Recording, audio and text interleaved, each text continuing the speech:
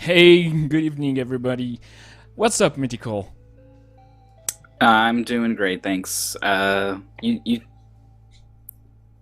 This is you randomly picked the game I haven't played yet, Twin. So Yeah, I'm sorry. I'm gonna be a little caught off guard, but that's okay. It's gonna be a first experience, a fresh perspective on the Messenger and a couple other games that we're gonna be playing today. Yeah, so the games have been randomly drafted just before the stream started, so nobody has exactly had the time to prepare to those three exactly. It is The Messenger, Neo Turf Master, and Mega Man. So we've played a lot of Mega Man in the past 2 weeks, with like adding up more and more content to the category, and so players should be mostly ready.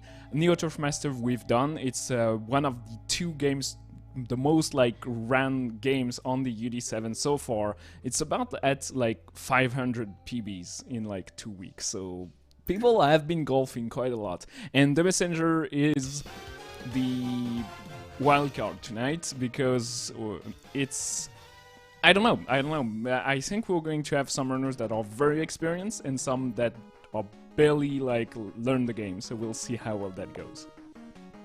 Yeah, we've also got Mega Man in here, which is another game that a lot of people know it at least a little bit, probably, but a lot of people seem to have left Mega Man as something to come back to later, and I don't, or they've done a run or two, but not really drilled down into the details on the level by level routing, because there's so much to learn with Mega Man that it can be a big project to tackle early on.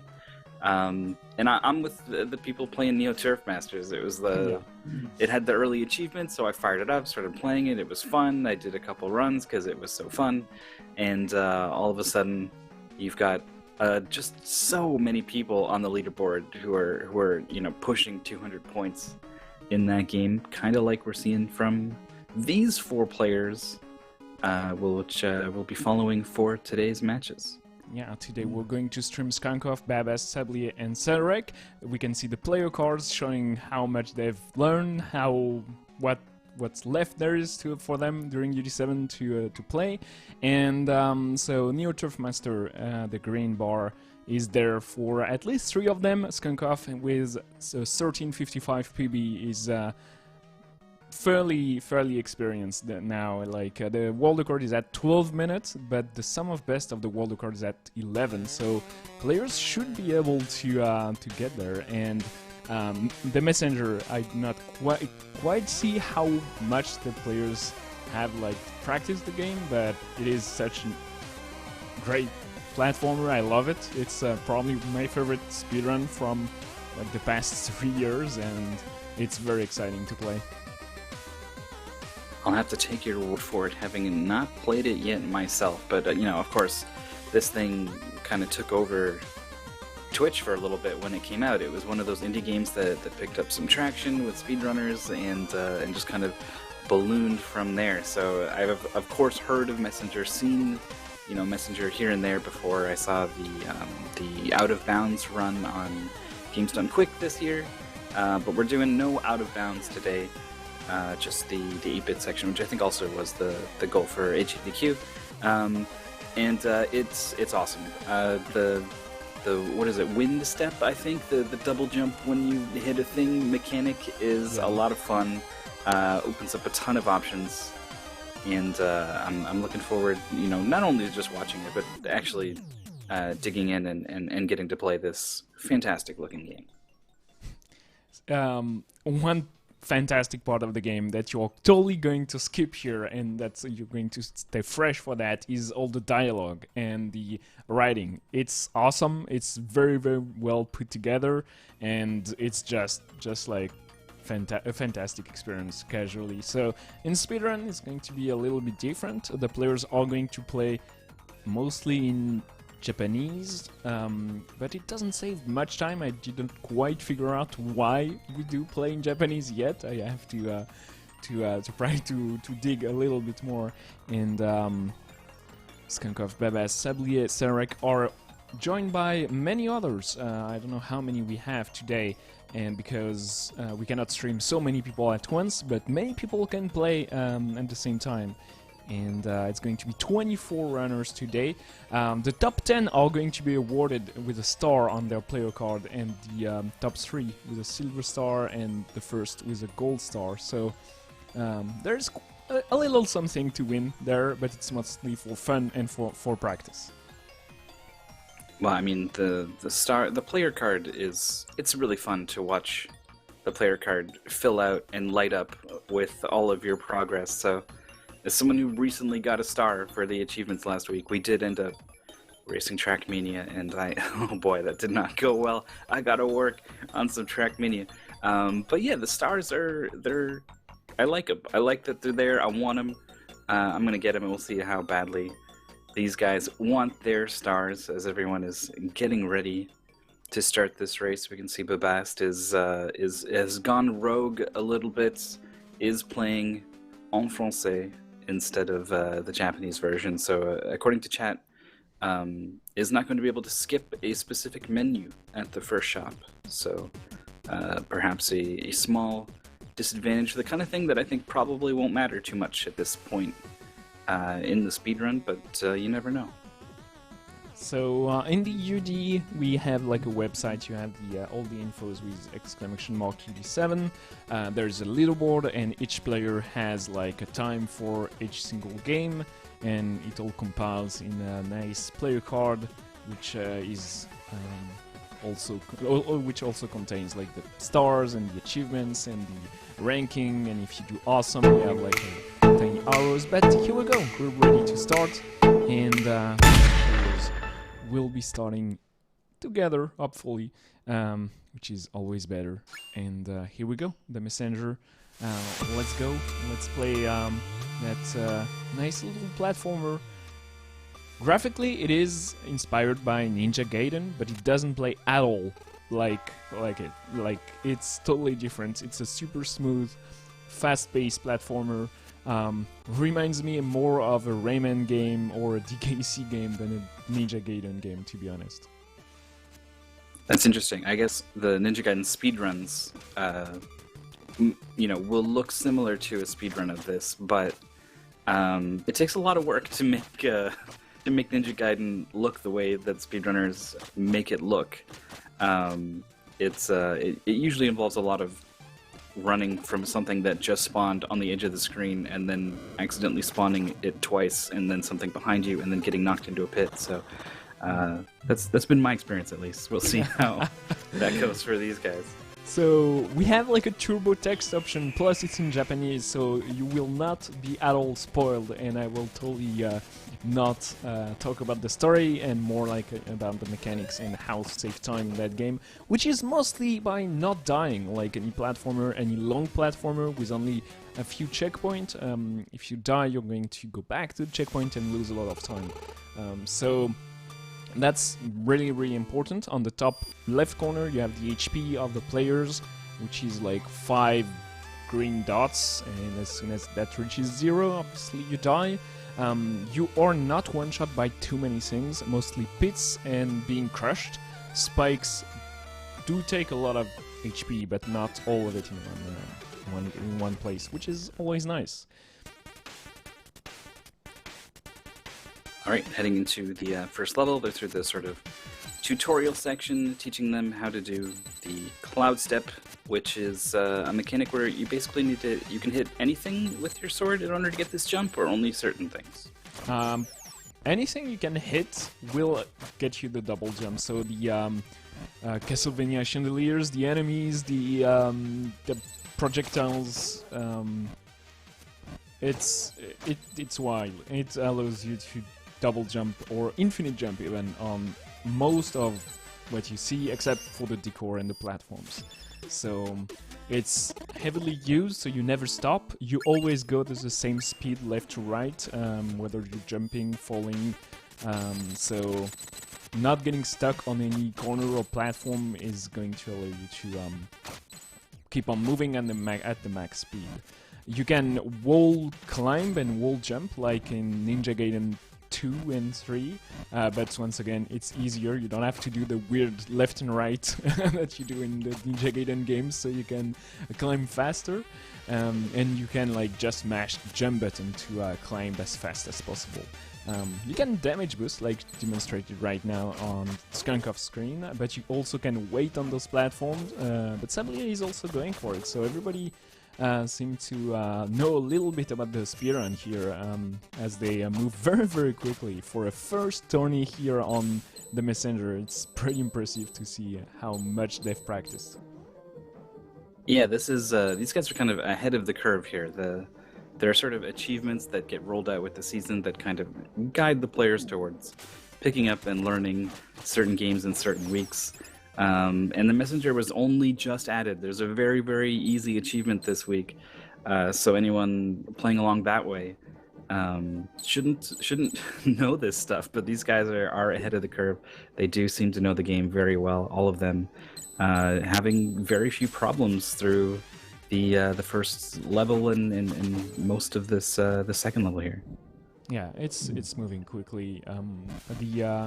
They bought an upgrade here that allows them to destroy the projectiles. So the shop has a very tiny upgrade tree, and you can buy a few upgrades. They don't change much, but they allow you to unlock like very, very specific element of gameplay. And we do like just a tiny part of the bottom of the screen of Skunkoff, and I totally thought they were jumping to their death, but apparently there was a platform there. And they will, I think, buy exactly the same thing at the same place. The routing is fairly precise. And Skunkoff knows a lot of backups and knows a lot about that game, apparently. They've played quite a lot, and they really try to optimize every single jump, so they are a couple of seconds ahead of the other 3 players here.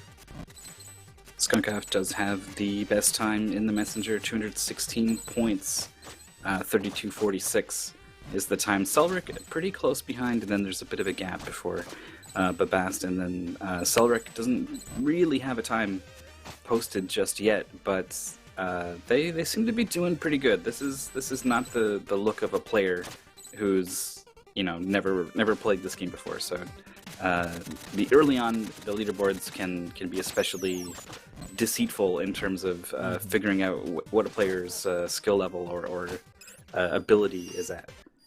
Yeah, this is very early in the UD, so UD is all about like learning games together, and we put those fun races on regularly. Like we try to do like at least 2 a week, but sometimes we'll do 3. Tomorrow we're doing Romax on lawnmower, so it's not going to be practice at all.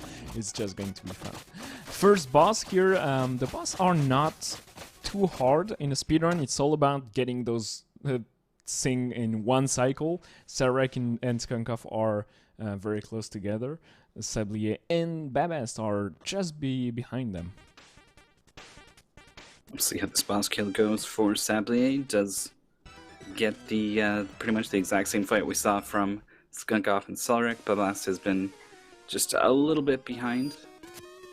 Boss fight for them as the other players are starting the 3rd stage, I think we're on now. Well, it doesn't.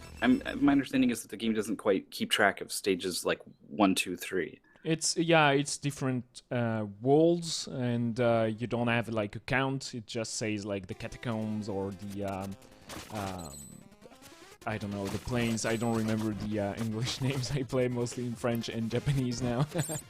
I should like totally take notes. But Yuri is also like learning how to provide commentary for those games, because we are also like learning alongside with the runners. We have picked like a list of 10 games, but we've never like ran the game before that.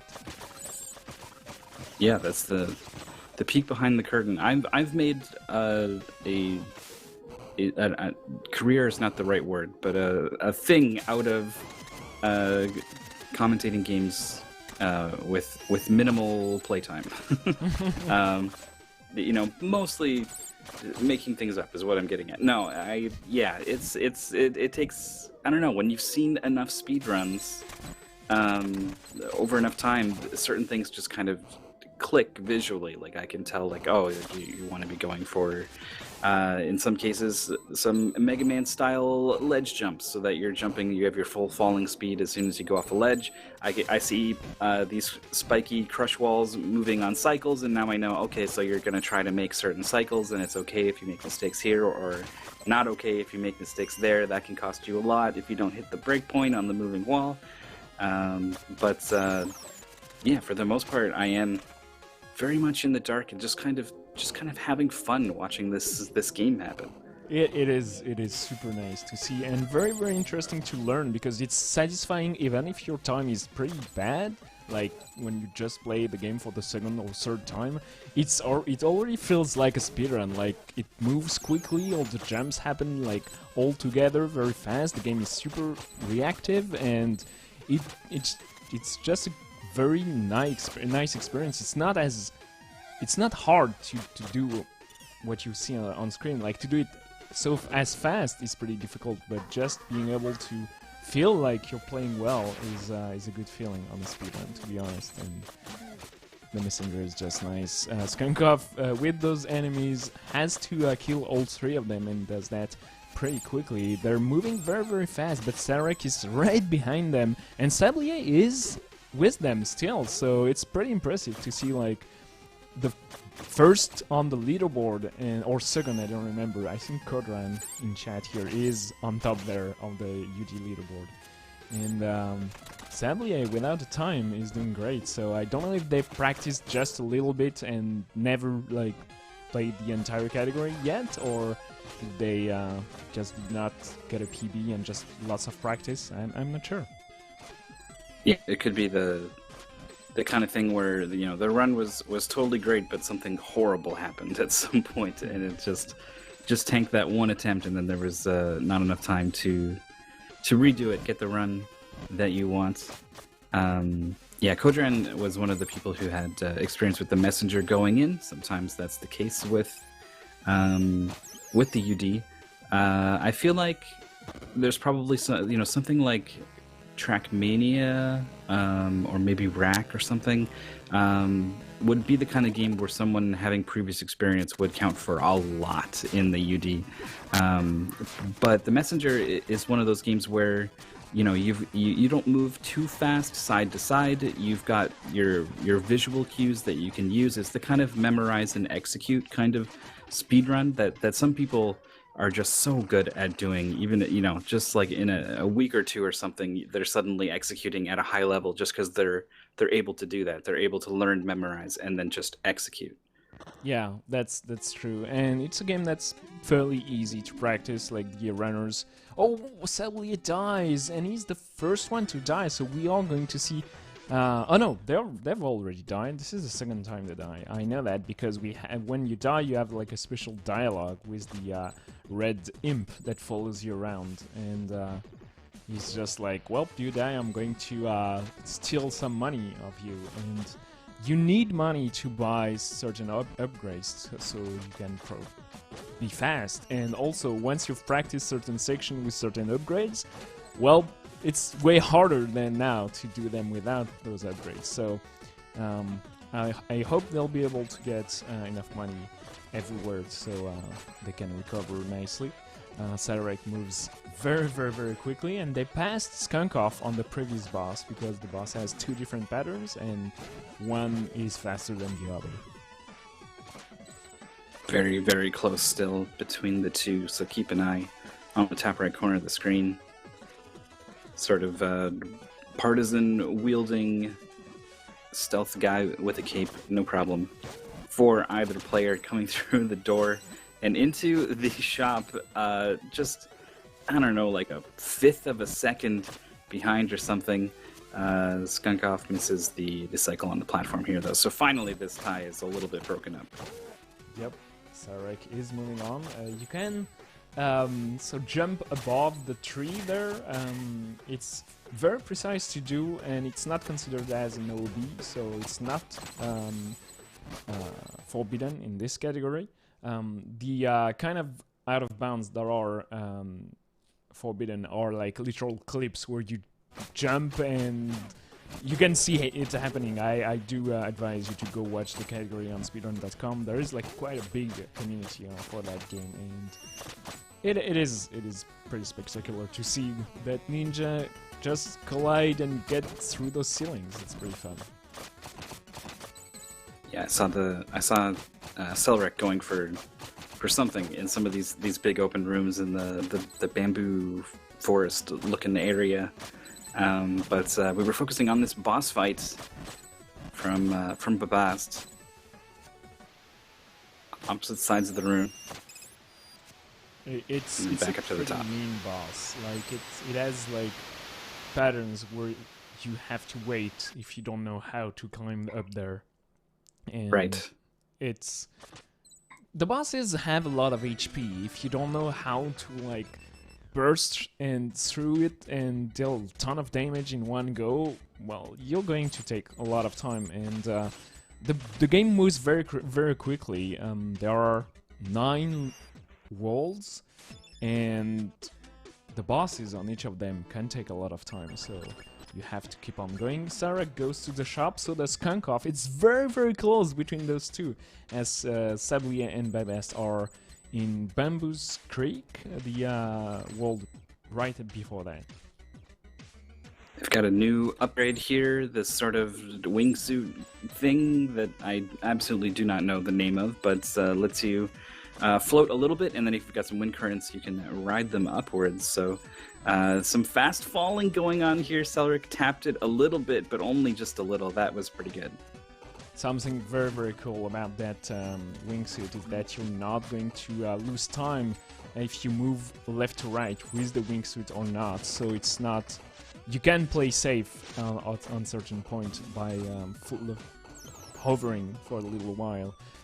But if you try to fall as fast as possible, obviously like gliding is going to waste you a little bit. So you're going to see a lot of it, and when they go sideways and when they go downwards, they're going to try to fall as fast as possible. And obviously it can be quite scary. So we'll see how well that goes for them.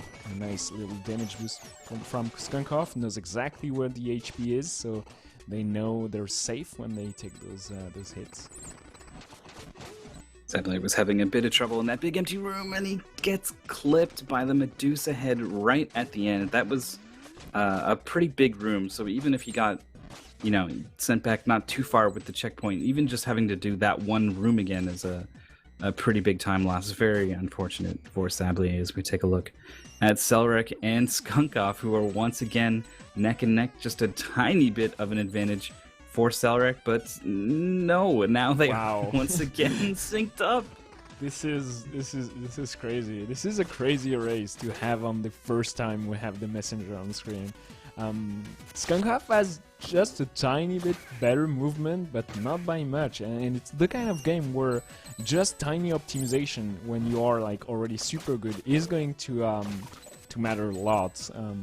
It's not like the same as Trackmania where it's only like minor optimization, but they do matter at some point in any speedrun, obviously. Both Skunkoff and Selric catching the wall a little bit on that fast fall downwards. Skunkoff maybe 1 second ahead, triggering the checkpoint, moving into what appears to be another boss fight. You are Can't correct. imagine this gigantic spiky fellow is anything other than a boss. The previous world had no boss, but this one is certainly a big one. You're going to have to dodge those hands and hit the core so you can hit the head. The runners are going to aim for 2 cycles. It's pretty difficult to do, and you have to know exactly how much you hit and how often you do on that centerpiece. And once you're done with that, the golem will fall. And Selric is just a little bit behind the Skunkoff, but gets the 2 cycle as well. Nice job by players. I liked the... there's a second phase here, but I liked the shuriken toss on the core to get like your last hit. That you have to be pretty confident in your game and your knowledge to count that many hits. It's it's they're obviously countable, but it's a lot. It's like 10 or 12 hits or something. So you really need to know exactly what that number is and be counting and be ready for that. So really good heads up play from both players using the shurikens that way, and I think it says a lot about where they're at with this game, which is to say, pretty far along for this early on in the season. This has been great to watch. Yeah, they're making great progress and not stopping at all. But yeah, UD is all about being good at speedrunning 10 games. You don't have to be fantastic at all of them, but if you want to win, obviously you might have to. Brother Main won UD6 and was pretty stellar at all 10 games from that season, and in UD7 I do see like runners having to be at that level at the end in the messenger to have a chance to get first on the final tournament. But being there already means that they have great potential to play at that skill level, and or even better at the end. So we'll see what Skunkov and Sarek do. Maybe they will get stuck on the messenger and not able to play the other 9 games. That has happened to a lot of UD runners in the previous seasons. Yeah, we were theorizing we would lose some players to Trackmania. Actually, I've already played it once with some friends, just like server hopping, not even doing the goal or speedrun or anything, just playing tracks that people have made. So I wouldn't be surprised if we lost some players there that season. But for now, we're looking at the messenger. We're on to this next level, some kind of boggy swamp mushroom gloom shroom forest. That's what it's called. That's right. That must be. It is the quill shrooms, if I know the English names. I'm not sure. It's called spiky shrooms in French, which fits fairly well with all the spikes and all those angry moving mushrooms. Careful with the HP here, because it's very quickly done, like to die here, crushed by a gate or pushed into the abyss by an enemy. Everything starts to hurt. The game has been moving so fast we haven't seen it, but we are like almost at the end already of the category.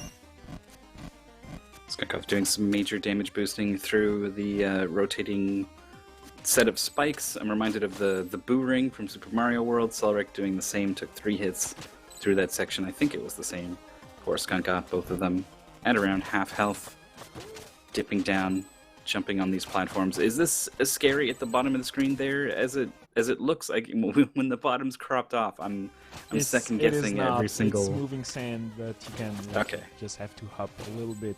You can see on Sarok's screen here, it is not as bad as only like 2 tiny moving platforms and the giant pit. The game is fairly fair with the player. There's no like big difficulty spike or anything. There's no like one room that everybody is afraid of. It's very well put together in that regard. I seem to remember from the commentary that this boss has a sort of phase skip. Yes, you can. She will grab those rings on top of the screen and be unreachable. But if you do get there at the very start of the screen, you'll skip like a couple of very long attacks that require you to wait for plants to spawn and allow you to climb up there with your double jumps. They did the exact same kill, both Sarek and Skunkov, waiting for that final hit with the shuriken. So I need to learn that game. I love the messenger, and I have not practiced barely at all, and just played casually and more because the game is so great. Babasted with only 1 HP on that giant golem. Oh, could not get up there. The wind did not give them enough traction to climb up, and they sadly died. Have to. Oh, it's their first death. They got the special dialogue with the red demon, and it's very late to die there. And on the boss, it's heartbreaking. We've got a new grade that just screams speedrun, the grappling hook. And this is one that you can actually use to kind of launch yourself and keep some increased speed. So it is the kind of grappling hook a speedrunner looks for sure. Yes, it is. It is awesome. It's called the. It has another name that the grappling hook, but the NPC that gives you the grappling hook says everybody is going to call that the grappling hook. So let's say grappling hook. It's the writing once again. It's hard to communicate without like having the exact text, but it's very well done. Jokes are always funnier when you explain them. Yeah, of course. Is what I've found. Especially when you're struggling to explain them while runners are doing other things in a very, very difficult level with a ton of skips, because with the grappling hook, it is you have access to a new like range and variety of abilities, and you can also fall into your death. No, Skunkoff recovers nicely, but only with 1 HP. The checkpoint and an HP refill right there saves them. Alright, so they are currently in lead, I think, by a little bit. I'm trying to look for the visual cue on Selrek's screen, but yes. Yeah, Selrek becoming is increasingly sure. Yeah, Selrek is one room behind. Yeah. It's very close, but Skunkoff did pull ahead by a good margin. Once again, there's a like platform on the bottom of the screen here, but we do not see those, and it's even scarier when Skunkoff is even not touching the ground because of those chandeliers they can grapple onto. Alright, we got a pair of orc-type guys. They get like specific hitboxes between the two, right? So green dude you can hit from the front of them, and red dude from the back. You'll notice then that the green one has like strong legs and the other one has strong arms, and they keep on doing crunches. No, not crunches. I don't know the walkout terms in English, but leg pulls and how do you call that? Even anyway, they're dead, and quite quickly. Selrek has no issue whatsoever to hit them. You can hit both of the enemies at the same time when they do certain attacks, and that means that you save time if you are lucky. But RNG doesn't matter too much, but it is the boss fight where it matters the most. Selrek doing a fantastic job of keeping in the air with the green guy, landing not too many hits, but some hits while he's way up in the air. So fantastic job utilizing the rope dart, as we've been educated in chat, to find those hits. I mean, constantly throughout the fight, you're spamming that thing to keep up and rack up those hits. So fantastic fights from both players. Looking like Skunkoff is going to run away with it a little bit. We're pretty far into the category, is my understanding anyway. I'm pretty sure. This is the second to last area. It doesn't have a boss fight. It's very short. It killed Codran's world record pace yesterday or 2 days ago, and nothing is easy in that game when you try to go very fast. It is you do take a lot of risk, and there are so many skips everywhere. You see the runners like use the double jumps and the grappling hook, and it just flows so nicely. Like, you have to know exactly what you're going to do when you enter a new room. Something the game shares with VVVVV, another game from the UD7 we're going to see soon, I hope. Yep, it was not randomly selected among today's games. It was in the pool, but we've ended up with Messenger that we're seeing now. We're also going to be seeing the return of Neo Turf Masters and Mega Man to sort of round out our three games for our little tournament today. Messenger is quite far along. Skunkoff in the lead. Selrek a little bit behind, maybe 30 seconds or so.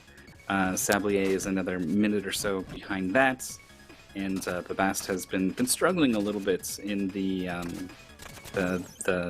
mushroom area here. I'm guessing they learned the earlier sections more than some of these mid to late sections.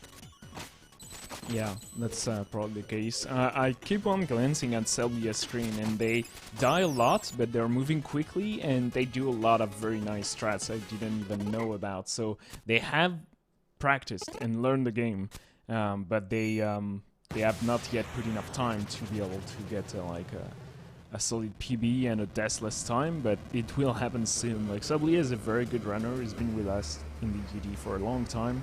And I'm sure, like, they know how to learn a game. They know that practicing such a platformer can be a struggle, but they will get, like, to great times. Give just in a few weeks, I'm sure. Something quite dramatic that we won't be learning about just yet is happening on Skunk Off screens, about to happen for Selrek, moving on to what is the final area of the category. We've got some platforms blocking lasers that mercifully move at about the same speed that you do, but now we've got some switches to turn these things off. This is the worst area of the category by far. It's way harder. Like, it's really a challenge to try to see if, like, the player can, like, keep on moving. We are approximately at the, like, first third of the game. The game has a ton more to offer, and clearly, like, the game is not keeping any punches back, holding punches back. Like, it's going to kill you if you're not careful, and if you try to go fast, it's going to kill you even faster. So it's it's difficult, and the players are going to have to deal with some random enemies and some moving platforms and cycles. So there's a lot of tech as well if you want to practice those, and random enemies are going to block you, obviously, as you said. So Skunk Off loses a little bit of time, but it's still way ahead of Selrek that tries to keep the pace on, but it's not happening for them. They have to open that Skunk Off dies at that point, pretty much. Oh, okay, that's my bad, I guess. I'm sorry. Oh boy, that was pretty far along too. This checkpoint is quite a ways back, and deaths in this area count for a lot because you're kind of stuck waiting on cycles for these platforms. So, you know, you can't just power through this vertical climb to get back where you were. Not too bad, like, you know, one screen back, but that one definitely we felt it a little bit. Selrek has got a shot all of a sudden. Sablier is in this boss fight, and it didn't go well, so we're getting a take two here. Yeah, I feel a little bit bad. Like, dying for the first time gets you that extra dialogue, and... Oh, wait, no, he finished it, sorry. I just saw them standing there, and I was like, okay, so this is before the fight, but it was an amicable end, I suppose. Alright, moving on. Yeah, you don't really kill anybody. Well, most of the bosses you are actually like a nice ninja. You don't want to kill anybody, I think. I don't remember the entire story. I tend to rush through things. And Selrek is on that very, very scary room, but has no problem progressing here. Oh, and takes an intentional hit to keep on moving. Very nice strat, but it is scary. They have only 1 HP left, and they will die to anything now. Alright, moving very quickly through the section here with the wind and the spikes. Gets the health refill, so has got that going for them now. Skunk Off still in the lead, moving through these tricksy rooms, hitting switches, hitting the... I don't know, these things remind me of Mohawk and Headphone Jack, if you've ever heard of that extremely weird game where you just kind of squish down and go into a pipe and travel somewhere else. I mean, I guess Mario is kind of the thing. Like, you go inside a pipe in one place and come out on the other. Is maybe the analog I should have gone with, but... I think Mohawk is a good one. Fantastic game. Very, very nice speedrun from HDQ 2019. Skunkoff, goes for a nice glitch here and skips an entire cycle on that specific room. And we are at the final room before the final boss. Dramatic climb towards the top of the Tower of Time. This just something about this was like, I don't know. You've seen video games where there's lava and it's rising, so you got to keep going, and they were like, it's the same thing, but they just did it by copy and pasting the lasers all across the bottom of the screen.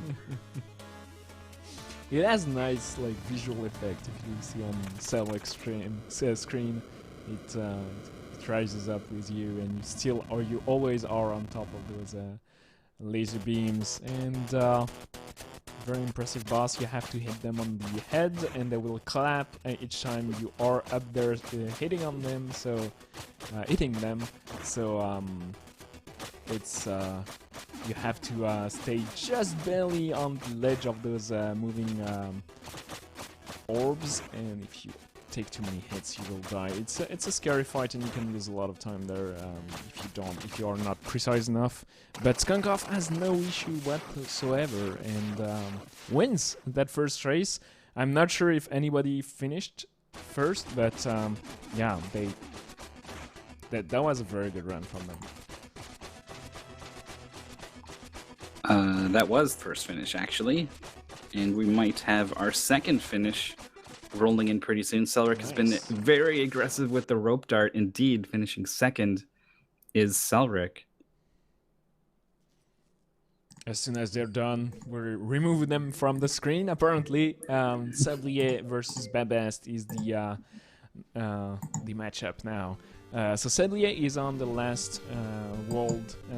They don't have a PB on the website, but on the UD website. But clearly, they know what they're doing. They're on sub 40 pace, which is totally not like a first blind playthrough time. It's very good. Pretty sure that was a PB for Selric. Not by much, I think. It's it's sometimes there's stream delay and whatnot, so I'm not going to pretend to know their exact time, but I think we could be looking at a PB by anywhere between 5 and 20-ish seconds. So pretty cool to come out on race day and get one of those. Sadly, doing a good job there with the rope dart and I mean, they're functionally trampolines, so I'm not sure what they I'm not could sure possibly what they actually are be. either, but they're bouncing platforms, and it's weird. Those crystals you hit, you don't go down a path. If you hit a crystal and it teleports you through a pipe maybe, and it's pretty fun. And as soon as you got the gist of it, it's pretty forgiving. You can hit the crystal from afar and it's going to suck you in. You just have to remember not to spam the attack button, because if you do, when you exit the pipe, you're going to hit the crystal again and go back through the entire cycle and lose a lot of time. So Sarek has done that, sadly, the last time there. The players are making good use of the those shurikens. So on top of the on top left of the screen, you have the HP, and then you have 3 blue squares that are your shuriken charges. Oh, and Sablier does not make the fast damage boosting and dies into the lasers, but the checkpoint is just there, which is good for a bad. I don't know, it's not the worst to die there, but if you go for a skip, you certainly don't want to die. It does go through that checkpoint to be sure, and keeps on moving. So how much damage do these lasers do again? Is it 4 HP? Okay, so Spikes coming back after the death, everything will kill you. Yeah. That's a weird thing in the game. When you respawn in a checkpoint, you will only have 3 HP, and I don't know why they've done that. They've done it that way, but it can be frustrating because 3 HP means that spikes are going to one-shot you. So if you die often, a lot more things are going to kill you in one hit compared to if you have like full HP all the time. But it's you have to keep an eye on your HP when you're speedrunning that game, and sometimes you'll forget because it's easy to just like keep on moving as fast as possible, and then you're like, oh wow, I took so many hits in the past like 4 rooms, and you die. You didn't know you had no HP left. All 3 switches hit for Sablier. Run to the other side of the room. Babast is climbing up the last level of Celeste, actually, I think is what it is. I think he's found himself over there. And he does reach the top, so he gets the strawberry or whatever. I need to also play Celeste, actually, it turns out. But yeah, Sablier is going to get a time on the board here that is maybe a little closer to something that they're capable of. But you know, we've seen these deaths, and we've seen how good Sablier has been moving. You know, even this run can be improved. It is going to go for the glitch and didn't quite get it. That's the worst part, when you go for that glitch, and the goal is to skip 1 cycle, but if you do like hit the wrong switch, you lost even more. And here we go. Sablier does go for that like intended route, and he's almost done with the category. 39 minutes in, Babast enters the Tower of Time, and the time limit for the players here is 15 minutes, so they are well in within the time we gave them to beat the category. It's not beat the game, because the game is way longer than that, has ton more content. We see like just the like very first part of the game, and it's hard to me when I like get a PB. I always want to keep on going and play the next few worlds. I usually go for go until I die, and it's an awesome platformer. Oh wait, I'm sorry. I still had one of the. We were going to have Steffler on here, but instead we had Sablier, so I had the wrong player loaded up. Sablier's actually got a 35-36. Oh wow, yeah, okay. Right now, so this is actually not a great run for them. They have a pretty darn good run on the board over the 200-point mark. It's kind of recontextualizes everything we've been seeing. It makes a lot of sense now. This is really good movement we've been seeing from Sablier. Yeah, they've practiced a lot, and it shows. Like we were saying, that they were about to get like good times. They're probably pretty disappointed then if they're 5 minutes behind PB. But that's a good first experience in a race in a UD tournament. Babast in the Tower of Time. So what's Babast PB? Babast though is a 44-14. So this could still be PB pace. Yes. Plus the PBs are in-game time, loadless. So live splits gives you the exact time you spent actually playing, and the more you die, the more the difference, the longest the difference. So the longer the difference. So they might be even more on PB based than what we are seeing right now. Even though the stream goes like to 1 FPS, we can see them keeping on moving and going as fast as they can.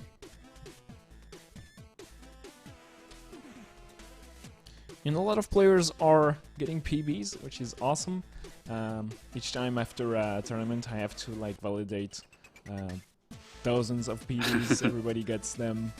Plus, in the UD you have like grind PBs you've done just by yourself, and race PBs that you've done using the race tool we have on Discord.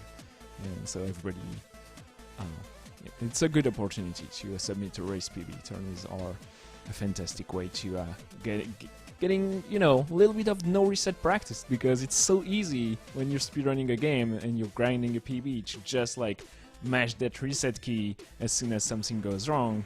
I'm totally not thinking of a certain lawn mowing game, but Babast has to be careful. Only 3 HP left, anything will kill them, but the next room has... Oh no, the HP refill was in the previous room, sadly. He had a Relix call on the section where you float down next to the platform through the lasers. Was a little bit too low, but had enough time to recognize and react, and like jumped way back up, but now obviously they're too high, so then they fast fell all the way down to the platform just before the lasers came on. It was to pull something like that off late into a run on PB pace speaks to Babast's ability to kind of stay cool and calm under pressure. The timer is at 43:19. It is real time, and we're dealing with loadless times submitted, and we're pretty far along. So I think we still got the potential for the PB. Yeah, it is hard to tell.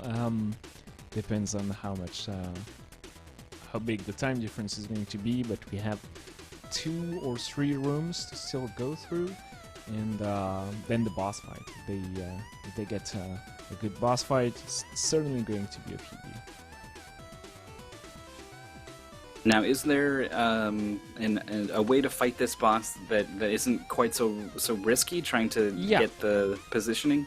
Yes, so the boss has many different attacks. One of them involves them putting their hands on the ground and making you a nice stir so you can get up there and hit them a little bit, and then they will clap, you fall back on the ground, and rinse and repeat. Obviously the attacks are getting more and more complex and intense as their HP goes down, and we do not see... You are still going to be fairly blind on all those boss fights for your blind race, because we've skipped everything. The run goes way too fast, and it's actually pretty hard to pull off what they're doing right now with the grappling hook, abusing the iframes. It's the rhythm and the way you do those. You have to practice, and the boss is trying to get some attacks in, but has to clap as soon as he does anything. So and it dies anyway. The sprite is awesome for the golem. I love it. And yeah, Babas gets a good finish here, but Skunkov, Sarek, Devil Tifa, Sheeta, Sugi Toost, Kerpwikpik, and Sablier were faster. 44:24 was the time, so just 10 seconds off PB, unfortunately for Babast. But, also, fortunately, to get so close to your PB in a race is actually pretty good. So maybe it's important to look at things that way, and not be quite so negative. We can also see Double Tifa, who raced off stream, as well as Sheeta, were very, very close behind Selric and Skunkov. Soggy Toost also had a PB, Capricquick just under the 40-minute mark, and just a little bit ahead of Sablier, and that's great stuff to see. We've still got a number of other racers who have not quite finished up, and that's kind of what we expected. We weren't sure how many people were going to be practiced and prepared for this game that was randomly chosen today. Yeah, that's the ruthlessness of the random drafting. It drafted the Messenger and Mega Man, which are the 2 longest games. Could have been Kirby and Minute, and I don't know. It's unfair, but yeah, we're going to have random selections. We're going to do that multiple times. Usually the random draft that we've done in the UDs get very repetitive somehow. There's 1 or 2 games that are constantly there, even though it's random, and you cannot dispute randomness. It's not. We have no way to manipulate it. Well, we could do if it's that certain game, we can re-roll, but what's the fun in that, right? Right. That is. Yeah, I mean, if it was truly random, then you should probably see a repeat or 2 more likely than not. So yeah, I don't know how many times we'll do this throughout the season. It will, as the later you get and the more likely players are to have practiced every game, it gets a little less exciting perhaps that way, but it becomes a lot more fair. So Yeah, of maybe course. that's okay. I don't know. What we're doing in the UD7 depends a lot on what the players want to do. So we're doing like a team tournament off stream these days. I don't know if you're in a team. I am in a team. Nice. Have you I have raced not yet? not yet. I'm tapped for. Apparently, I like lawns and lawn care. Oh, Keeping the grass nice and tidy. I'm tapped on my team for both lawnmower and Neo Turf Masters. So, yeah, I found my affinity. I'm Earth Elemental apparently. okay, yeah. Good luck with those. We won a lawnmower just before the stream here, but on my team, but it was not thanks to me. it's that game. That game is so bad to like the speedrunners, but it's very fun and very addictive as well. So Addictive, yes. yeah. Fun is something about this game is compelling me. So maybe it's fun. Maybe it's It's not hatred. fun. It's strangely addictive. It's It is. weird. It's very weird because it's so simple, and it's one of those games when you see them, you want to try them, and once you've tried them, you're regretting it like completely, and you're like, how are you playing that? And since you've seen a little bit, you're like, I'm going to try a little bit more. I know I can do it, and there's that feeling like you can do it, but. Yeah, the loan keeping is actually already done because we're all going to play Neo Turf Master on a very nice and clean turf loan, and it's going to be right after the Messenger. I'm not even sure we are going to have many more finishes, which means that the 9th and 10th place are going to be down to a Neo Turf Master and Mega Man. Yeah, a lot of players enter the tournaments even if they are not planning on competing in every game, and even if you wanted to just like throw up a blind run, the next game's going to start. So if you're in level 2 or 3 or whatever, you're not going to get there in time. So not too surprised to see things play out this way. Very likely we'll be looking at this top 8 for the winner of our little tournament here. There's also the top 3 also matters. That will get you your silver star, and we'll see who comes away with the gold, with the silver. And in just a little bit, Neo Turf Masters up next. Old game came out on arcade system and Neo Geo. It's way better than you'd expect, even if you're not into like golf games. It's very well put together. It's very fun to speedrun. You try to go as fast as possible, but also as precise as possible. It requires very different skills from the skill set you will get from practicing the Messenger or platformers. We are going through the Japanese course, the Japan track, and so going fast. How you do that in a golf game, Mythical?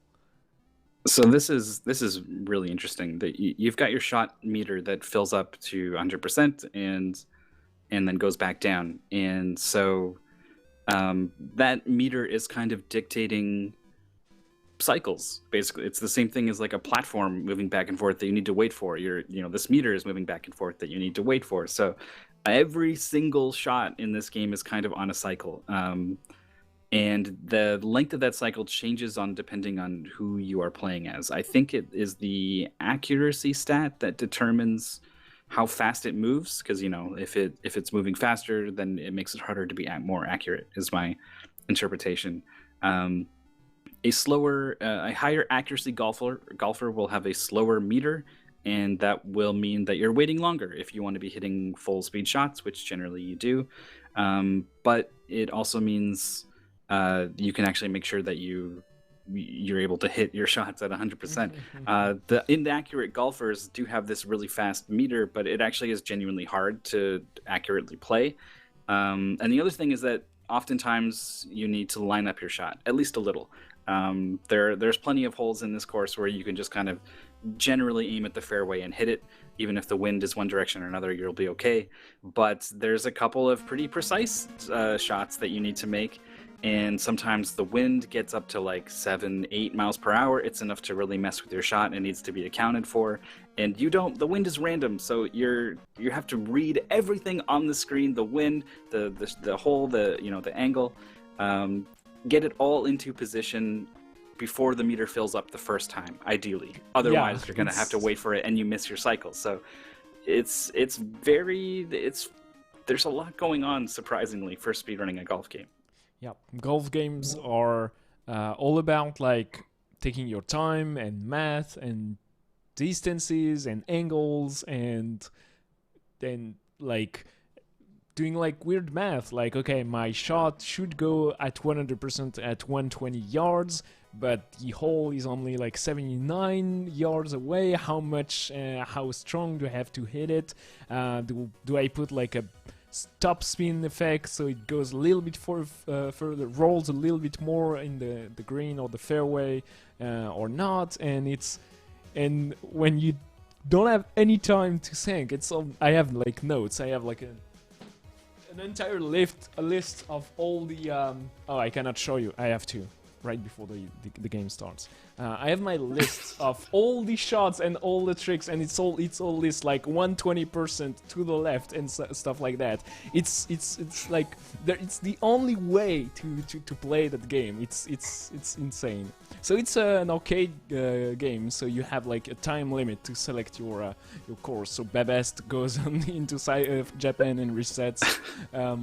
Well, you can also just like alt tab and it stops the timer.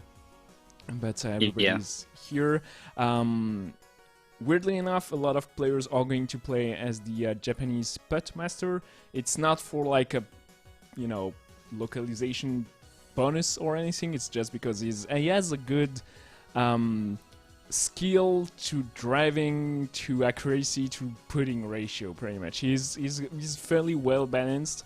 The meter don't go too slow, but don't go as fast as the Brazilian golfer that's way too strong and way too inaccurate to do anything in that speedrun. Yeah, it's impossible to aim any shot. I think theoretically he would be the fastest. The meters would all move the fastest, and he would hit the furthest. So I think there's a par 5 he can drive to the green in 2 that the others can't. But no one. This is people doing super jump rolls in Donkey Kong Country, right? This is like, no thanks. No, I've got 10 other games. I'm not going to learn how to completely super master Neo Turf Masters with this ridiculous character. We're off and not quite running, actually. We're very slowly standing still, hitting these shots, driving to the green for both Sablier and Skunkoff. And now Selrek, green in the first hole, is completely flat, no grain, no hills. Very easy putts. You're just looking at the meter and ideally hitting a little early will get you in the hole. You can hit dab on and also a little bit ahead and generally be okay. Looks like this putt is going to be okay for Babast. A little strong, but that's fine. Moving on to hole number 2. Hole number 2. So same course, so same bunkers and holes and traps for all players, but the pin is randomly placed on the green. The hole can be like in the middle or in a slope or easier, and it will not matter too much, but you have to take that into account, and you have to aim a little bit. The auto aim of the game is going to put you in the middle of the green, but sometimes you want to be a little bit more to the right or to the left, depending on where the pin, the hole is. So players are going to have to adapt for that. Hole number 3 is very short, and that's where it's going to matter a lot to adapt your angle the most. And Sablier and Skunkoff are doing great. Sablier is in the slope, so has to take that into account when he's going to putt, but gets the birdie and is right behind Skunkoff. putting is pretty hard in this game. Putting quickly, I should say, which is the name of the game here. When you're speedrunning, you get this top-down view, and then it tells you which direction the grain is running, which direction it's going to push your ball. And thankfully, it doesn't change. You know, it seems to be consistent across the entire green, which is generally not the case with most greens in most golfing games. But it does mean that you need to kind of look at where you are on the green and then figure out what the grain means for which way your ball is going to break, because it's giving you the top-down view, but you're putting from a first-person perspective, so you need to sort of figure out where you are on that green and how it applies, and it's not easy to do. So having the high putting stat gives you more time to adjust to more difficult holes, and that's gonna count for a lot. Sablé chipping out of the bunker onto the green, that's good enough. Basically, you just don't want to chip it into a place where you have difficulty making your putt. We just saw it lip out for Sablé, and yeah, visibly upset. Yeah, understandably so. When you lose all your coins, all your credit in the arcade cabinet, you have to put more in, so press the start button pretty much. But that wastes a little bit of time, and you don't want to lose time anywhere in a speedrun. So that's an even bigger reason to get birdie. Skunkoff is barely like 20 centimeters away from the hole. A very, very tiny putt is going to make it into there with a par. Par wastes you 1 life, anything over par wastes you 2, and a birdie gains you a life. So if you go for only birdies and par, you will make it without like continues, which is going to save a little bit of time. Yeah, it's not too much time, but generally I don't think there's a strat that is faster to get a par than it is to get a birdie on a hole. I'm not educated on the highest level stuff in this game. I just kind of play the course a little bit. So maybe someone out there will give me the actually. But Bast not quite clearing out of the heavy rough. Gets the eagle and straight into the hole. And wow, that was very, very skillful. What is this, hole 5? It might be. It sticks out in my mind. 6? Yeah, it's 6, and it's 6. usually Nice. a 3 shots hole, and got it in 2 without putting. And putting takes a lot of time, so that was a lot of time saved from them. And is just 1 shot behind Skunkoff now. Hitting it a little too far, it is going to post up on that hill.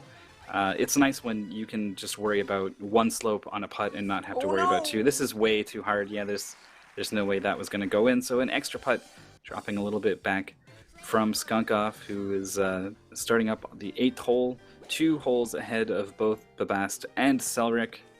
So is regardless of what their scores are, we are playing for speed, and that means Skunkoff is ahead by 1 shot over Sablé and quite a bit over the other 2. So it doesn't matter if you have to give up a hole. It's slower, so it's already like you don't want to go for that. If a runner were to intentionally just like tap the A button until the game is like scrolled through all the holes, the run would not be valid. But if you want to go as fast as possible anyway, you have to play as well as you can, so it's not a problem. Skunkoff is in the lead in the actual like golf competition, like they're on the first place, and it's actually pretty hard to get there. Any mistake, like a big bogey or double bogey, will put you back to 30 seconds instantly. So that shows how well they're playing on this speedrun race today. I thought Skunkoff was actually gonna make that putt. If you're on the fairway but close to the green, you can actually just drop right down to your putter, and it's not functionally too different from regular putting on the green. The difference is that you still have your angle as if you were hitting a regular shot, so your precision is not quite there, and it becomes a lot harder. You don't get the information about which way the grain is going, and then the big thing is that you have less precision on your meter. You're using the regular meter to swing, and it's giving you the distance to the hole in yards, not feet or inches or whatever it does when you're on the green. So you're really half guessing when you're putting from the fairway, but you have a much higher chance of just knocking it straight in than if you were to just chip to the green. So you're probably going to see these guys pulling up the putter. Sablier chip proving me wrong from with the bunker. Wow. Oh. That's awesome. They, Yeah. you know, real professionals practice those bunker chips like crazy. Like chipping out of a bunker is kind of no different than chipping off the fairway for a real pro, and it seems that's what we have in our hands with Sablier. My goodness. Yeah, I know nothing about actual golfing, but it's pretty fun to see those players actually try to go as fast as possible, because I know it is not how you play golf in real life or even in a golf video game. So there's that uncanny thing. And wow, Skunkov was almost out of bounds here. If you land in the very dark grass, you are going to have to play again and have like a one-stroke penalty, which brings you closer to the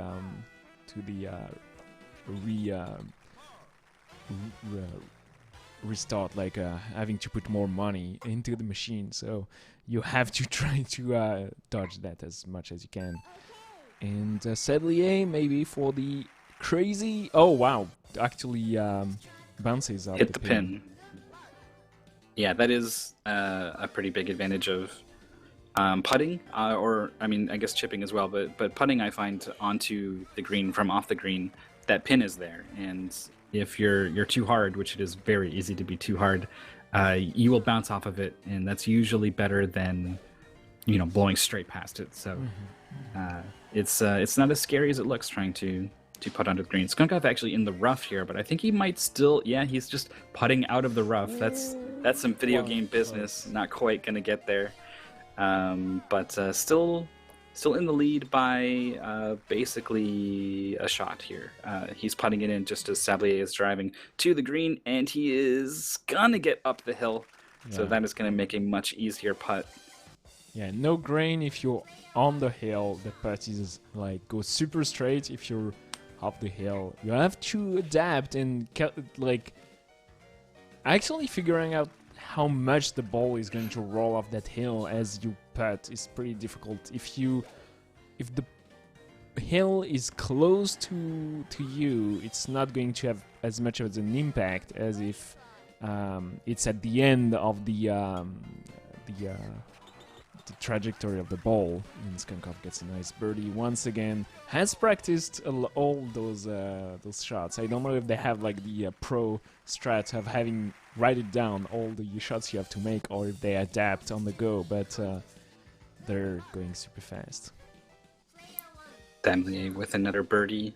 Had to let the putting meter go all the way to the end and then come back.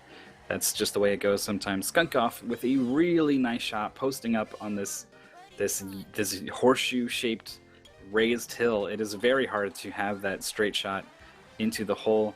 One missed putt there for Babast, unfortunately, but Skunkov looking really good. See, Sablier's got a much harder shot here. It's going to break to the right, so he has to adjust to... Well, yeah, actually, the green is going to kind of cancel it, so... Oh, it does it! Nice! Wow. That was very tough, actually. Like, you have so many things to take into account. Hole 15 has just a tiny bit of fairway in the middle, so you have to aim precisely there, and then you want to have a nice big shot. But the wind kind of pushed the ball away there, and now the putt is a little bit harder, but Skunkov makes it. In a 2 hits there, 3, sorry, a nice birdie.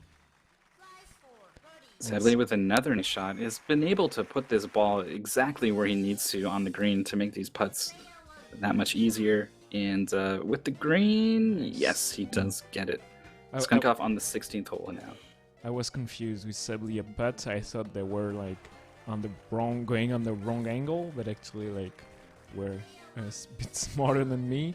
Hole 16 is probably the hardest, or one of the hardest, with those 2 big hills, and the a long drive here without a fairway. You have to land on the green after that big like 200-yard drive, and yeah, you will eventually go too far or too short. If you're too short and you get stuck on the bottom of that hill, it can like be the end of your speedrun pretty much. Like the hills can be unpassable pretty much, like if you are on the wrong like side. Yeah, you depending on your golfer too. Certain golfers are really bad at hitting the ball in different ways. So if there's like a tree in front or a hill in front, they just all they can do is power it into the hill and knock the ball into the air. Thankfully, that hasn't tripped up either player yet. Skunkoff actually having some putting troubles here on the 17th. We'll see if this is an opportunity for Sablé. Skunkoff now on the green. Sablé not quite gonna make it in. Meanwhile, Babast back on the 12th, and Selric is kind of creeping up a little bit, actually driving off of the 15th now. Oh, The lands on triple the bogey. heavy rough. Sadly, has a difficult shot to make on that hole 15 on the bottom right of the screen here. Selric with a difficult drive from the heavy rough. So the game just calculates your strengths with like a bonus or a malus depending on where you are from. On a hill, it's going to go further, and from the rough or heavy rough is going to go way shorter than you'd expect. So you have to take that into account. But once again, they're going as fast as they can, and so many math happening at once in a Neo Turf Master speedrun. Skunkoff drains it on the 18th. Had a kind of a risky no adjustment on the putt. You know, the green was going to one way, like a full to the side, and he figured he was close enough and he could just hit it straight with the right speed and have it go in. He was right. He has finished in first of the players on stream, and Sablé has hit one of these weird, perfectly circular raised areas on this course, and we'll see if he can fix this here. He does get to the fairway. Very well done. Okay, and you are on top of a hill, so it's going to go a little bit further than you'd expect. You have to restrain yourself from hitting as far as the game wants you to. The game selects the club depending on the how far you are from the hole, and if you hit at 100% on a flat course all the time, you're going to land pretty much exactly on the hole. But oh wow, right on the edge of the out of bounds here. That's brutal. Yeah, that's something that can happen on this hole. Is there's the downslope on the other side of it, and so you know, if you're in a situation where you're trying to hit 100% shots or whatever, and you come up a little short, you can sometimes land on that downslope, and it'll just kick your ball forwards over the out of bounds and into safe play. And I thought we were going to get a chance to see that, but not quite enough. We're also seeing from Selric that there's a raised elevation on the 17th hole here, so you need to overhit it by a little bit if you want to get up to the green. We'll see on the second shot here. This is a much better shot. I love how impossible in real life that hole is. You start from a tiny pillar and there's like a big ledge, like straight. It's the end of the world pretty much. The earth is flat, and at the edge of the world there's like golf courses. That's it. It's very pretty, very prestigious. They, you know, the Masters moved from Pebble Beach to the end of the world, actually, in the year 2030. After the Great Collapse, people find solace in golf. It's the only thing they can turn to in troubled times. Babast here on the 15th does manage to drain it. It's a bogey, but Selric here on the 18th driving to the hole, and the shot looks pretty good. He's got a lot of slope between him and the ball, so it's going to go pretty far to the left. We'll see. Well, he's not aiming too far. He's going to hit it pretty hard. This might be too hard. Oh, nice. Yeah. That was Nice shot. fairly close, but does it. A birdie on hole 18. All those holes with with hills on the course are pretty difficult to deal with. You have to get above them, and it's hard to recover when something goes wrong, and you have to be very precise with how with your strength, with your hit. And okay, the best is on the wrong side of the hill there, but should be able to drive above it. He aims a little bit to the right, and oh wow, weird bounce of the hill. So yeah, has to try again. We are at 17 minutes and a half. Yeah, he was trying to hit a... Wow, he's purposely driving it into the slope, goes off of one, comes down on the other, because, you know, if he was hitting, trying to hit over the hill, he would have just went way out of bounds, so that must have been what he was trying to do, and it absolutely worked. The wind is going to push him a little bit. Get in there. Is that... Hold on. It's not. I don't know. There's no way. Yeah. No, dang. But that was good. That previous shot was pretty good. That's going to end the Basti gets kicked off the course on, that was the final hole, I think? No, it was 17. One final hole there. Oh, wow, no, it was 16. No, 17 is super short. And 18 has the weird hill in the middle. Okay, that is impossible. I don't know what you do in that situation. Goes for 50% hit. Wow, that's actually super precise. Very impressive shot. Yeah, it is not easy to do the math on that one, and he got to that on the first cycle pretty much. This shot is incredibly hard. It is going to go very far. Basically an identical second shot here. And this one, no, just lips out. Each time the ball rolls right on the edge, I'm like, come on. Like, I love the... Yeah. What is this pose? Overly dramatic golfer. One of my favorite things to do during like speedruns is to I have like smileys and emotes dedicated to replicate the pose of the golfer. Someone earlier before we got started actually has an Anime Illuminati has a has a NeoTurf Masters emote of the German golfer just looking up to the sky and lamenting. That's pretty good. Awesome. All right, 18th hole. The grain is directly against and uphill, so there's no way this is enough, right? Right? Wow. No, it was so close though. Oh wow, that's nope, that works. Par on the 18th hole, and Babest is done right before the 20 minutes limit.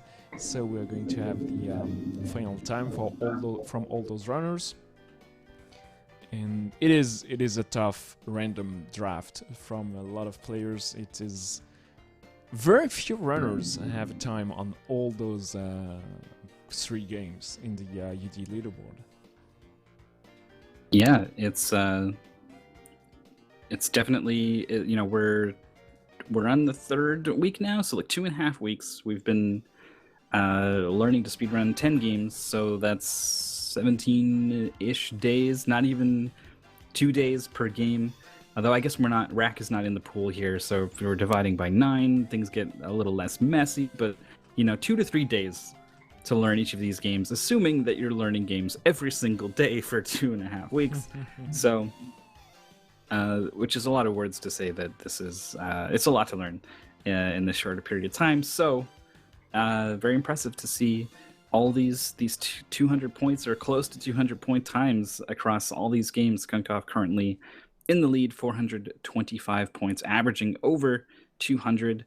Is joined in that category only by Double Tifa in 2nd and Sheeta in 3rd. But Selric is close, just outside, and very, very close with Gerpikpuik, 394 and 393.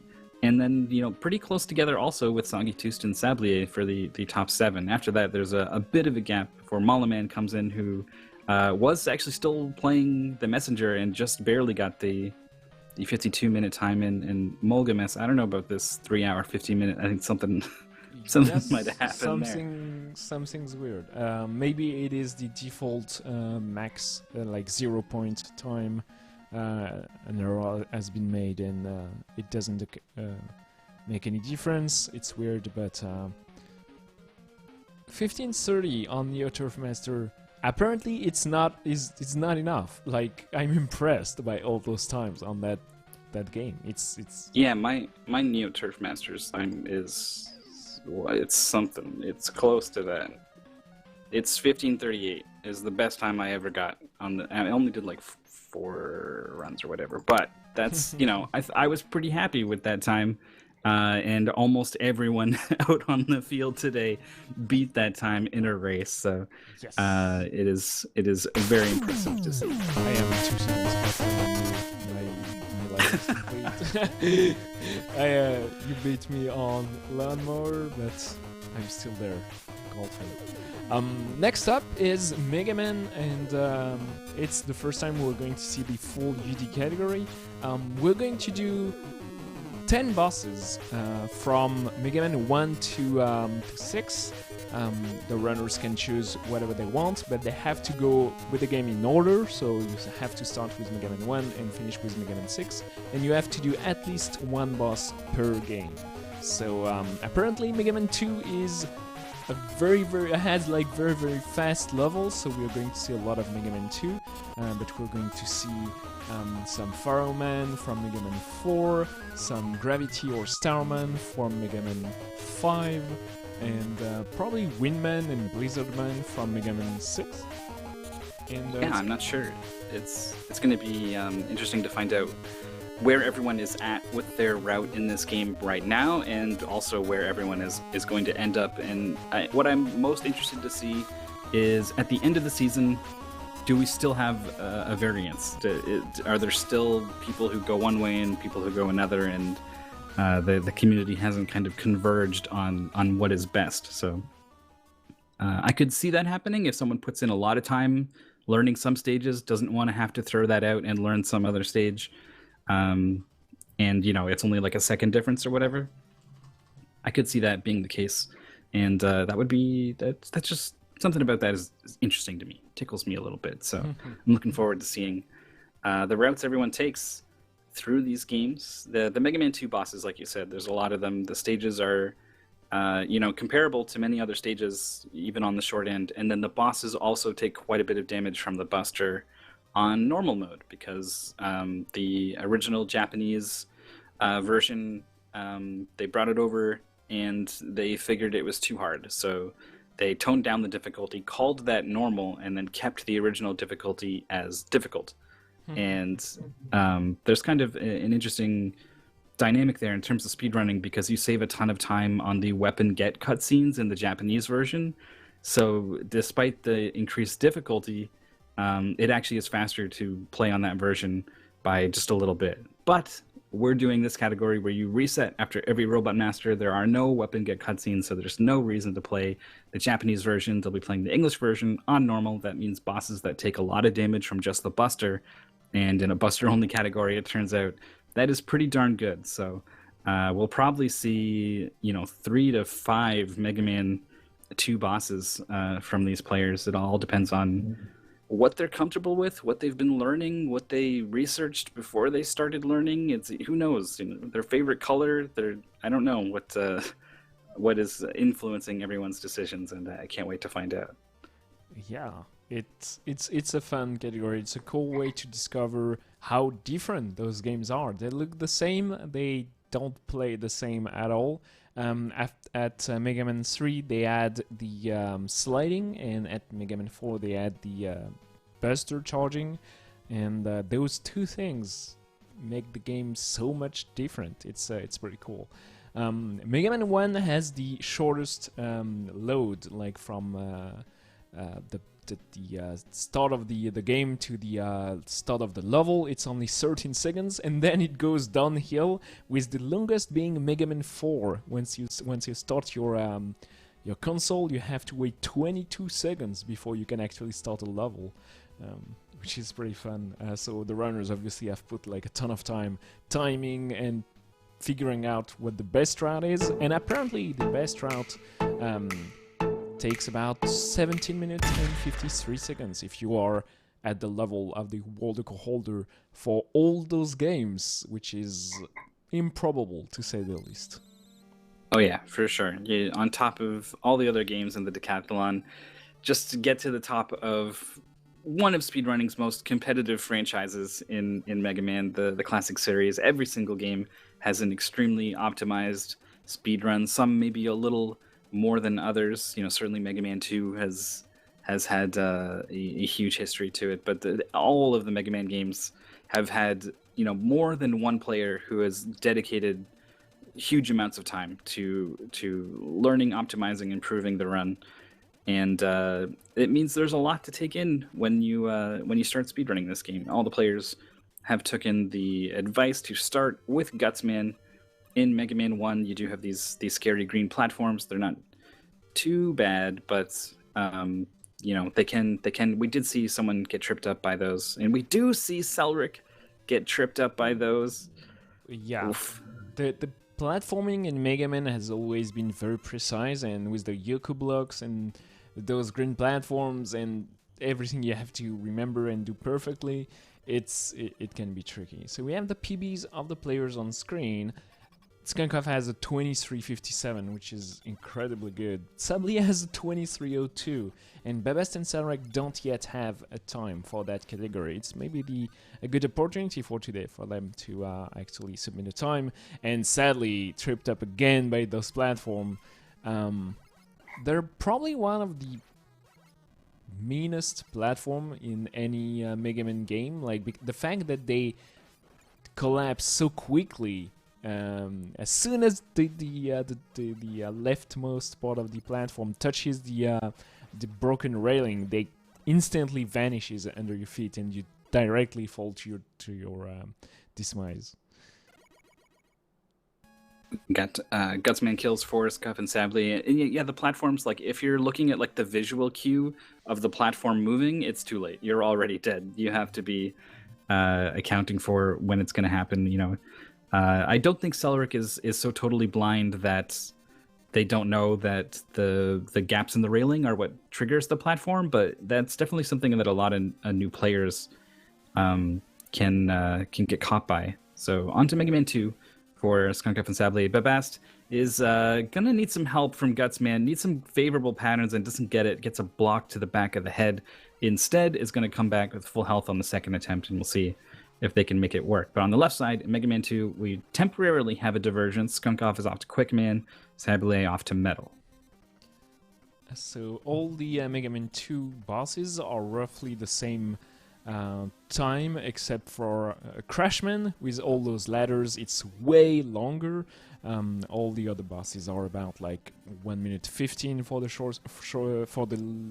shorter to 1 minute and 45 seconds for the longer. So Flashman, the fastest level in any Mega Man game, is obviously going to be played by all those players today. I'm fairly certain we're never going to see any race without Flashman, but you know, it has happened on many different occasions where runners do take a challenge, so we'll see what happens during the UD. But for today, people should stick to their gun. Sarek might be like way newer to the game that we expect. They reverted from Gutsman to Cutman, and Babast is making the biggest mistake of what you could do in any like video game.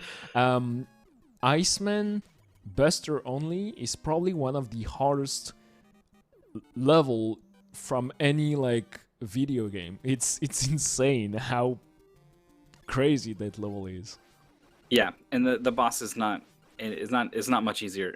It is an extremely difficult stage, an extremely difficult boss. This is maybe the last pick among the original 6. Heatman is pretty bad as well. Has a lot of Yoku blocks, and the Heatman fight is or not Heatman, Fireman. Has the lasers rather. It's difficult. The cut is the way to go. Selric, this is the much safer option. If you can't deal with some of the stuff going on in Gutsman stage, I think absolutely cut is the way to go. I'm very happy to see Babast in Cutman stage. And so they're obviously much newer. This is very similar to my first playthrough at this category. Just trying out a stage and finding out like, oh, this is some problems. I need to solve these, and I'm on the clock, so I'm gonna go to a different stage. Heads up, Needleman is not a good pick for Mega Man 3. That is a very, very difficult boss fight.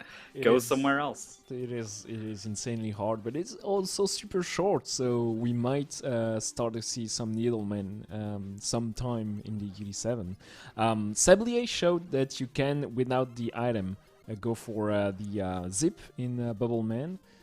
So with like correct timing and good execution, you can go for that glitch. Glitches are allowed, use of items and weapons are allowed as well, but you have to reset the console in between each boss, so you won't keep the weapon from the boss you've just beaten, sadly. And you have obviously to do different bosses each time. You cannot go for Flashman 5 times in a row. The question has been asked, so but it has been obviously settled very quickly. And Bubbleman is going to fall almost at the same time for both Sablier and Skunkoff.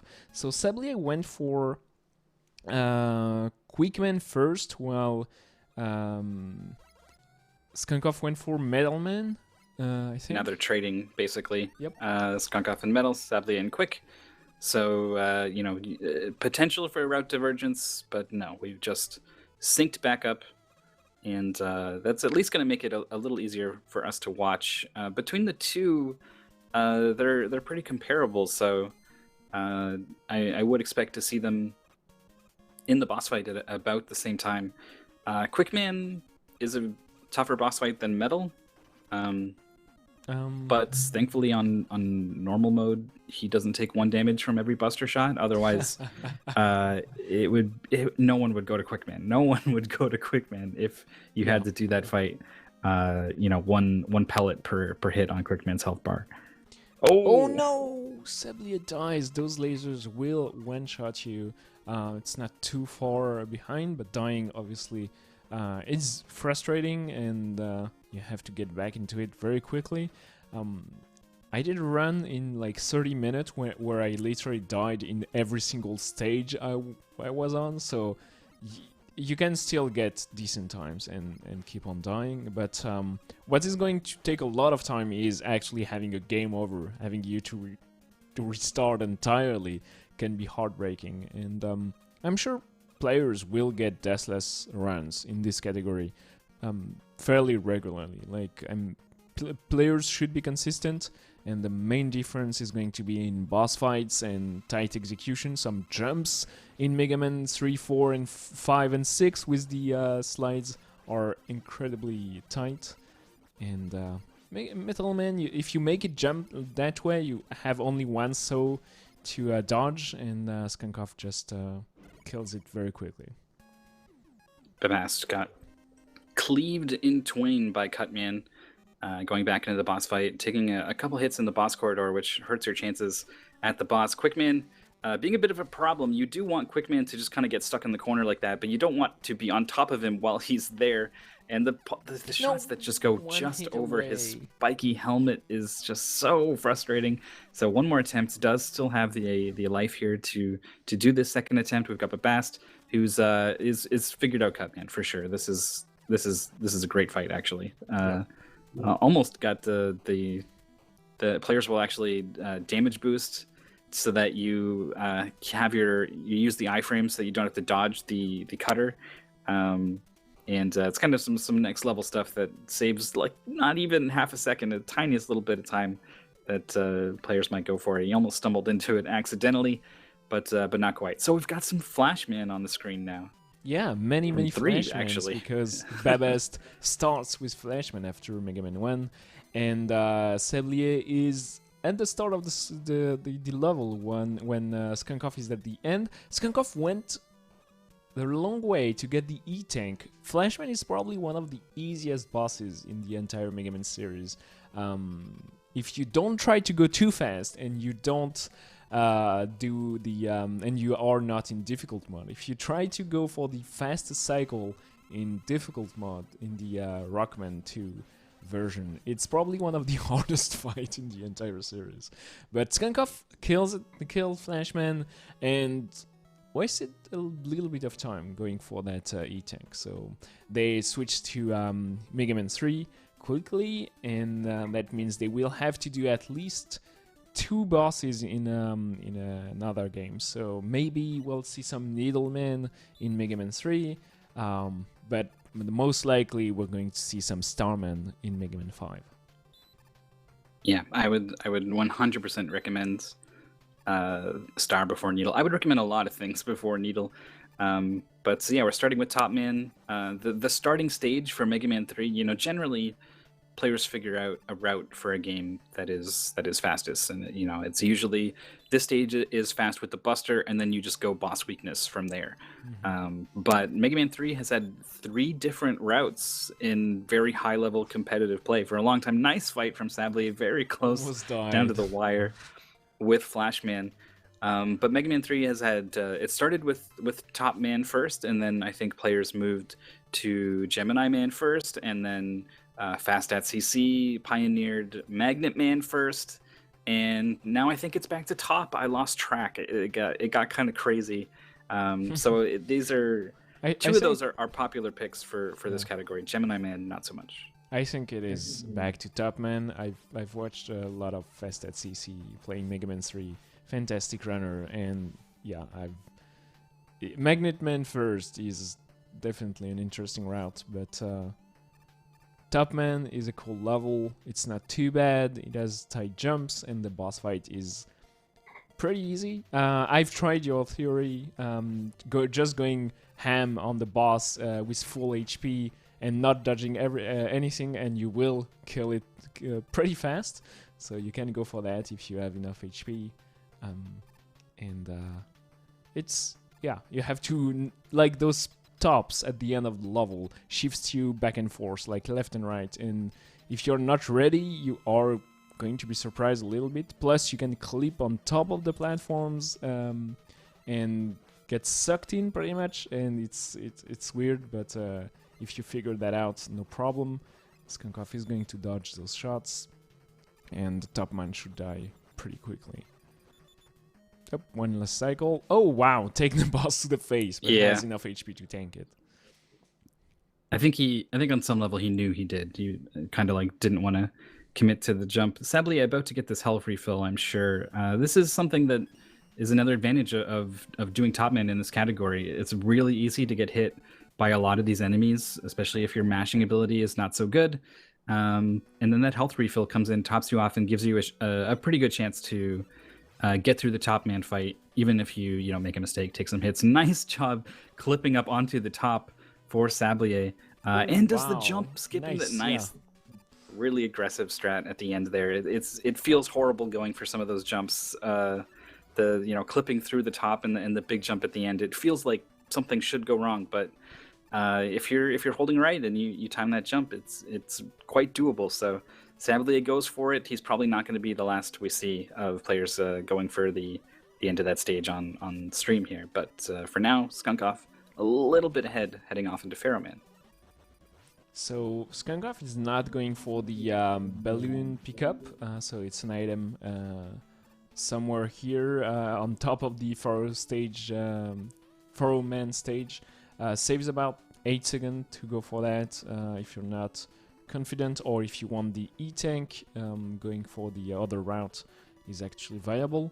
Pharaoh Man is a weird boss, and if you stay close to them, you're going to have an okay time. If you are far from them, they're going to jump at you and do undodgeable attack, and you're going to die. So you have to know the trick is to stay close to your enemy.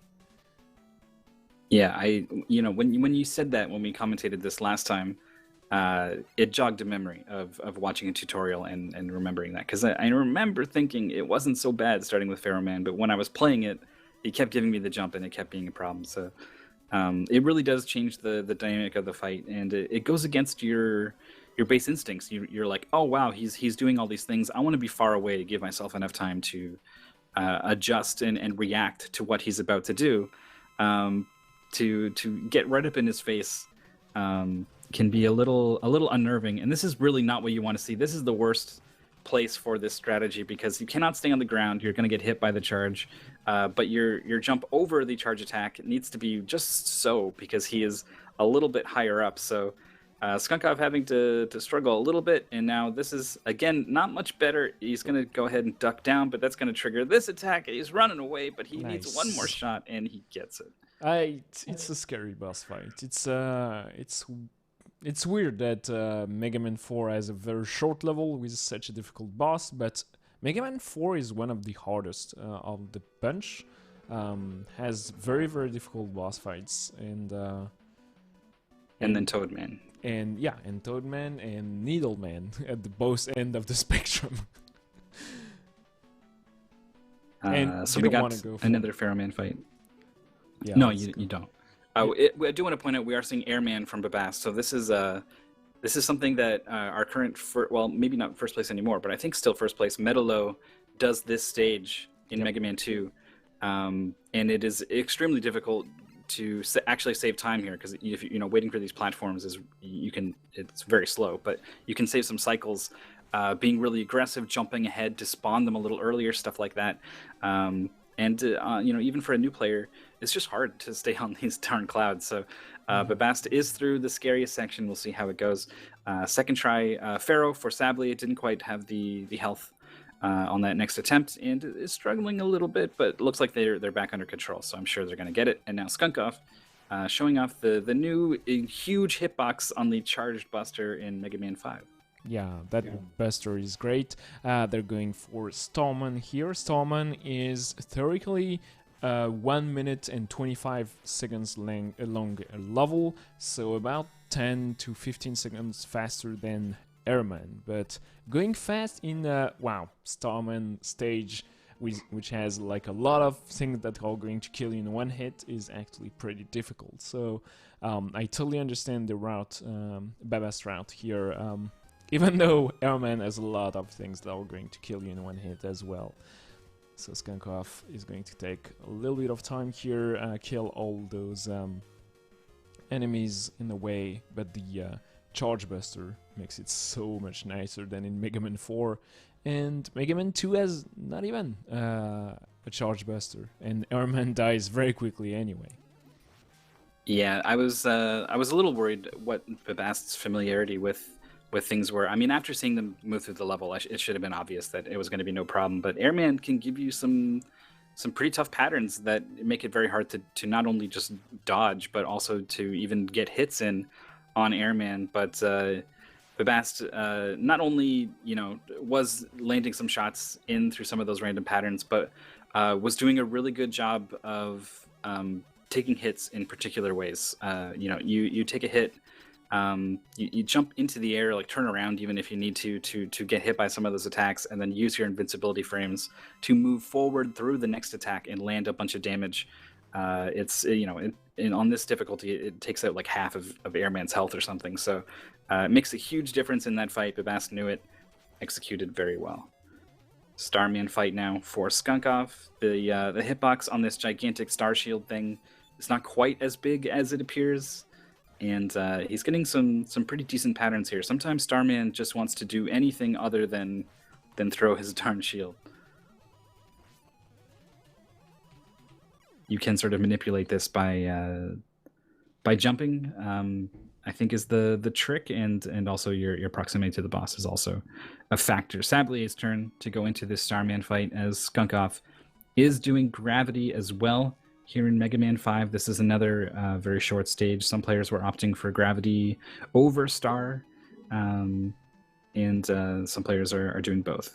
I hate this Starman. I don't understand the hitbox of the stars. I don't get it. It's like he's going to jump slowly at you, and then once you're cornered, it's going to hit you, and it's going to be impossible to dodge. Like, well, what are you supposed to do?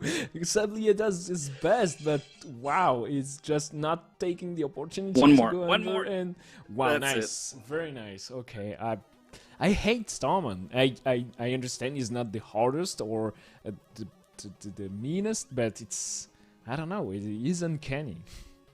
The trick is to be doing your best to manipulate his movements. If you let him do what he wants, the short hop across most of the stage right in your face is very difficult to deal with. But if you're like staying close and jumping, manipulating what he does, it makes a huge difference. So we kind of saw the difference, actually. We saw Skunkov doing a great job of that and Sablé not quite, and it ended up being a much closer, much more difficult fight. Both of them moving on to Gravity, as they obviously need to pick up some other extra kill, basically. They had to do 1 in 5, had to do 1 in 6, so there was one more Robot Master remaining, and Gravity is probably the correct choice, in my very humble opinion, as I am still, as much as I've commentated and learned about Mega Man runs, this category is still very new, and hey, my time's not good, so yeah, I'm still learning, and I'm liking what I'm seeing. Honestly, it's been really great stuff. We've got the Gravity Man fight, follows a set pattern, thankfully. It's a little difficult to land your shots. The improved hitbox definitely helps with that. But when you get hit like this, obviously it's bad because you take damage and maybe you die. But it's also interrupting your charge, so you have to start charging again, and very likely you didn't think you were going to get hit, so you're not ready to recharge again, and now your charge shot's not ready for the next cycle, but you try to shoot it anyway, and now you've missed you've done a half charge or whatever. Getting one little hit can throw you off your rhythm in this fight by quite a bit. And dodging those bullets, Gravity Man will shoot at you in between jumps can be pretty tricky. You're close to them and they will shoot midair like you are doing to them, and it's, I don't know, it's hard. But Skunkov does a fantastic fight the second time, and is going to move on quickly to Mega Man 6 final boss. The 10th boss is Windman, I guess. Yep. It's one of the 2 fast and easy stages, the other one being Blizzard Man. Windman has basically one very difficult section with wind, I guess, obviously, but wind and spikes and pits and enemies that will do their best to knock you into them. Kind of like what almost happened to Sablé. Had the invincibility frames to touch the spikes, obviously. It's sort of the Mega Man classic, though that is not the case in Mega Man 1, actually. You might find that out if you go to some of the other stages that that these guys don't. And that can be a bit of a surprise. But Sablé is okay. What he's not quite okay with is his health. He cannot take much hits at all, and like we talked about and like we saw from Skunkov, dodging these projectiles that he shoots, like, these things move fast. Oh, that's it. Yeah, it's difficult. Gravity Man is easier to understand to me than Starman, but it's being precise and dodging all those shots is almost impossible to me. Skunkov in Windman stage here, I like those platforms, I like the mechanic. I dislike greatly the fact that you can skip a lot of the tiny hops and just move on platform to platform, but the jumps are incredibly precise, and Mega Man 6 does not do the jumping and sliding the same way as Mega Man 3, 4, and 5. You cannot cancel the slides in the middle with a jump, so you cannot like quickly jump and tap out of the slide and chain those together. You have to commit to either one or the other, and you cannot like do tiny slides off those platforms. You cannot have the extra lengths, and it's weird. Moving from Mega Man 1 to 2 to 3 to 4, 5, 6 is way harder than expected to me, to be honest. Skunkov was in the infinite from the panda, needed to do something to kind of break out of the cycle, and the thing he chose was to walk into the pit. Actually, I'm guessing that's not what he chose, it's just where he ended up, so he has to redo a large portion of Windman stage, and here comes Sablé, who is also starting the stage. Obviously, Skunkov was at the checkpoint, so is, about half a stage ahead, but it's getting a little close suddenly in the end here. Very difficult section for Sablé. Is landing all his shots on the little spike guy who doesn't care too much about your shots. He does take out the turret, and he's got one more to take out if he wants to be okay. All right. He's This is just so nerve-wracking. Yeah, and those spikes on the ceiling here are going to kill in one hit, obviously. Spikes in Mega Man do not kill around, and it's a part where we've seen speedrunners die. Okay, they should be able to move on. There is like a refill in HP there. They could go for that. I We would missed totally go for Skunkov that. actually dying, so look how close it is. Oh, Wow, sadly they're it goes for the health and the same. life, so now Skunkov does take the lead again. This is very close here at the end. Yep, and those mechanical pandas that are shooting like either straight at you or with a black projectile that's lobbing a little bit can be a little bit tricky to deal with. Those enemies as well. Sablia just takes a lot of damage intentionally going through the enemies. You have to be careful though, because you have to kill Windman at the end. Windman is way easier than some other bosses we've seen today. But look at that, they're going to enter the boss exactly at the same time, tied to the second, and Windman is going to be the great decider here.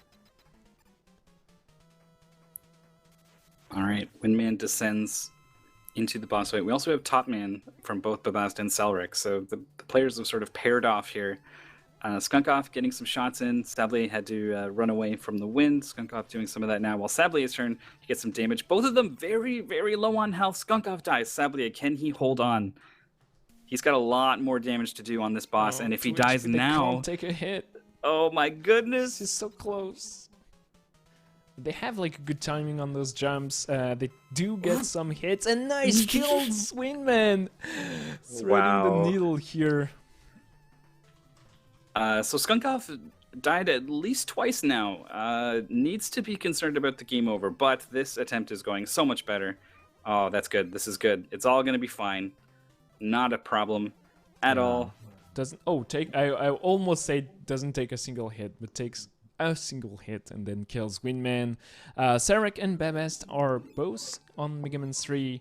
Going for Topman here. So way far behind, still like at least 4 bosses to go.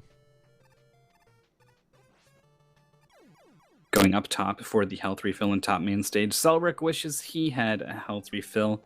That is a death. Going back to the checkpoints. No, this beginning of the stage actually. So Babast in the lead between the two. I don't think either player is going to be able to sort of finish in time before we cut away, but we will certainly follow their journey for as long as we can. Babast showing off the horrible hitbox on the Met Dozers here. You know, it's somewhere in the region of their eyes, but sometimes you place a shot directly on and it doesn't want to go, and then sometimes shots that are really low seem to connect. I don't fully understand them, and they've been a problem for Mega Man speedrunners for a while. Alright, Babast, kill that cat. Those cats take a crazy amount of hit. You have to be able to mash so fast on Mega Man 3, and it's very impressive to see how fast you can go on those levels once you have like the magic hands of those experienced speedrunners. Like some people mash so fast on Mega Man games, and yeah, the cat you can kill even before those ticks will spawn, and yeah, they will kill you. Thankfully, it's right after the checkpoint. Didn't lose too much time. Sarek has very, very low HP here. Is going to have to kill the cat with only a couple of, maybe just, one hit of margin here. I don't want to know, I think, what these little things are that come out of the cat. The yarn ball makes sense. The other things, I'm guessing they're fleas, but... Yep, probably. Gross. Is Anyway, it Selric... a mechanical cat? Does it have mechanical fleas, or... Probably. Like real mechanical fleas and the cat is actually a real cat? or real fleas on a mechanical cat that doesn't make sense. Very confused. Yep. That's why they're so angry, really. Yeah, they're like, they what's were looking happening for a in that home, world? and it's just this shiny metal body. There's nothing here for me. Babast There's something here for Jump him. It was a short. top. It was Oh. ready to catch him and carry him into the boss fight. Is this a game over? It is not. But we are back at this checkpoint. So another cat needs to be killed. Perhaps another set of mysterious fleas. Health refill for Celric will definitely be appreciated. It's having a bit of trouble with these jumps. Mega Man gets really far out on these blocks. If you've seen the photo of the penguin standing on the rock, that is someone out there knows what I'm talking about.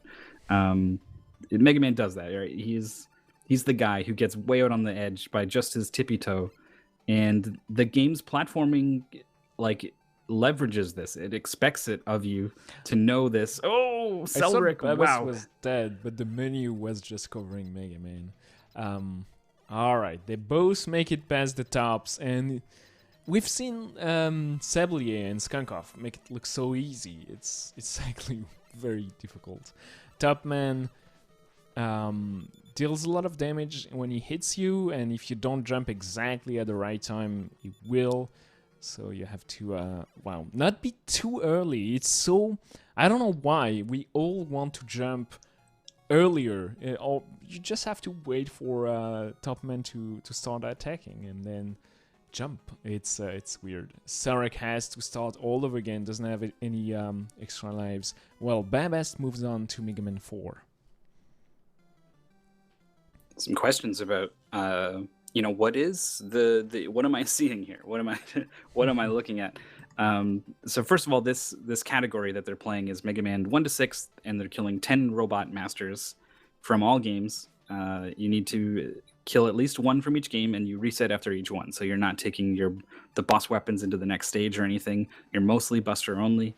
In terms of what is the Ultimate Decathlon overall, 10 games have been chosen, handpicked by a crack team of experts, and are they're released, and then people just play them. They just have fun learning, playing, competing in these 10 speedruns.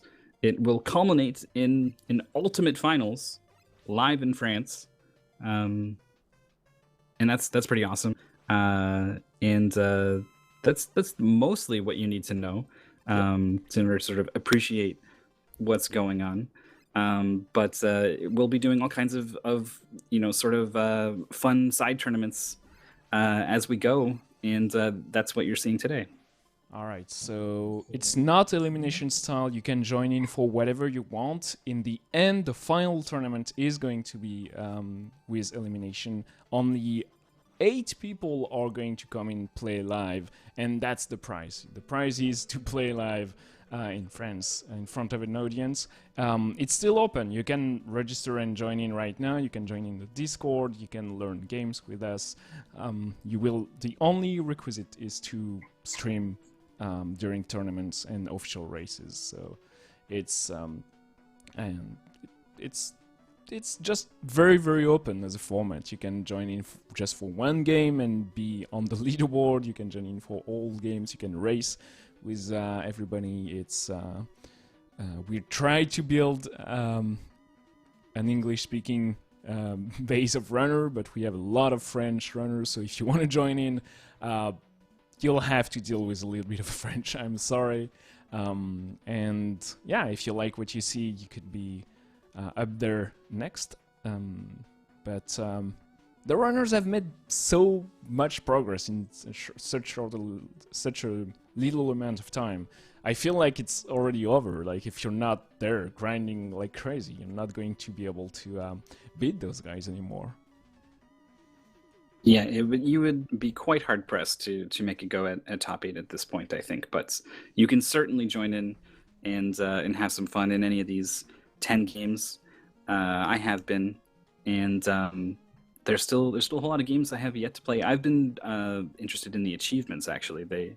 Each week there are a number of achievements for the different games, and they range in difficulty. Some of them are pretty easy to sort of ease you into things, and some of them get a little more complicated, as I'm sure we'll find out. It's fun to do the achievements right now because they're very achievable for me. But I suspect eventually this is going to start to change, and and maybe I'll have to really start to work for them. But I'm having a lot of fun getting that. You have a player card actually that will update with your times and your achievements and things, so it's fun to watch your progress. But Bast not quite able to get away from that charge shot. And Ferroman, it seems like they don't quite know about the stay close strategies, whereas Selrek has started to get a handle on top man here, but he is really fast when he crosses the screen. You can't really just wait for him unless you're far enough away. So we'll see how this goes. This is if you're that close and you look for the visual cue of him moving, it's usually not enough time. He's incredibly fast. I need to count how many spins he does. I think it's 5. 1, 2, 3, 4, 5. Yeah. It goes so fast, it's hard to count. 1, 2, 3, 4, 5, go. Oh, okay, yeah, I can use this now. This is us. Oh my goodness, Selrek was so close. 1 away, I think. Yeah, and game over again.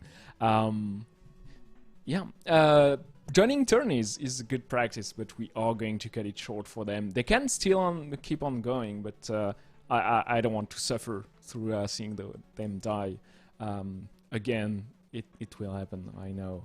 And actually, Sarek, even if they don't beat Mega Man on time, will be on top 10, because apparently they got enough of a good time on both the Messenger and Neo Turfmaster. So today was the first of those randomly drafted games, and a lot of players did not know all of them.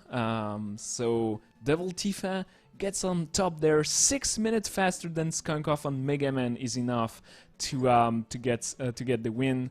They were Skunkoff 2011. Sorry, I'm just looking at this Mega Man time. It's a PB for Devil Tifa in one of the hardest games, the hardest categories. That's a huge final run from Devil Tifa. They've practiced yesterday a lot, Mega Man, and Devil Tifa is a runner that doesn't kid around. They are very, very good, very talented runner. They will grind those time down, and they don't like Neo Turfmaster at all. They don't like the speedrun, and still they get like 14:04 in a race. So apparently they're just super talented. Skunkoff and Sugitoost are going to be second and third. Sugitoost with a 36 on the Messenger, a 1540 on Neo Turfmaster. This is the 10th time apparently, or something like that on the game. It's crazy how the time goes on the golf game. And 25 minutes on Mega Man, so that's 9 points away ahead of Sablier. We followed Sablier's progress, and they finished at 578. If only they've had a better time on the Messenger. They're able to get a 35 minute, and that would have been I don't know, maybe 30 points more, and that would have been third place. So it's you cannot make any mistakes, even at that point, if you want to be on the first place here. Yeah, absolutely. So we've got pretty much our results. I don't think there's a lingering Mega Man time out there or anything. Kind of interesting that 2 players were able to get into the top 8 despite not posting times in one of the games. So just if you're thinking about but I don't want to maybe not do this thing, I'm not quite ready. There's some wiggle room to kind of get in here. There are very few players at this point who are well prepared across all the games.